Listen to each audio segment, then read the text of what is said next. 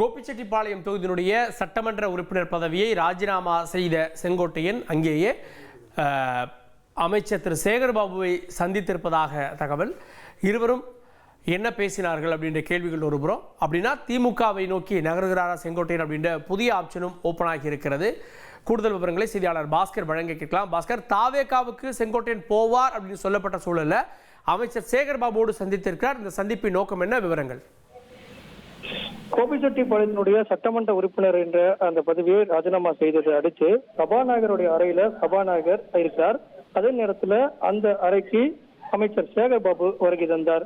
வருகை தந்த அமைச்சர் சேகர்பாபு தற்போது செங்கோட்டையனிடம் 5 நிமிடங்களுக்கு மேலாக பேச்சுவார்த்தை நடத்தி வருகிறார் தனி அறையில்.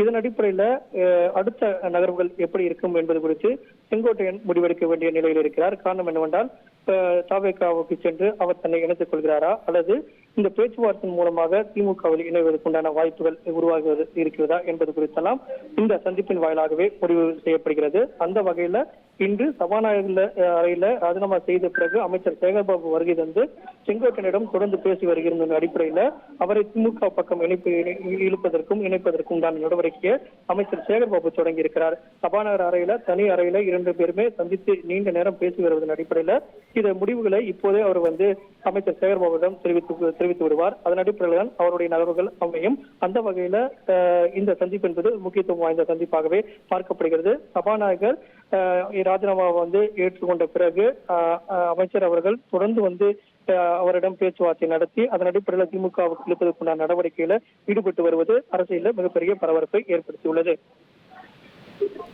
கூடுதல் விவரங்களுக்கு நன்றி பாஸ்கர். அமைச்சர் சேகர்பாபுவோடு சந்தித்திருக்கிறார் செங்கோட்டையன். செங்கோட்டையனுடைய முடிவில் மாற்றமா?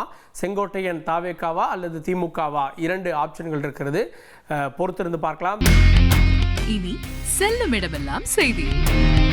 தந்தை டிவியின் வாட்ஸ்அப் சேனலை ஃபாலோ பண்ணினா செல்ல இருக்கும் இடமெல்லாம் செய்தி. இதோ QR கோட் இப்பவே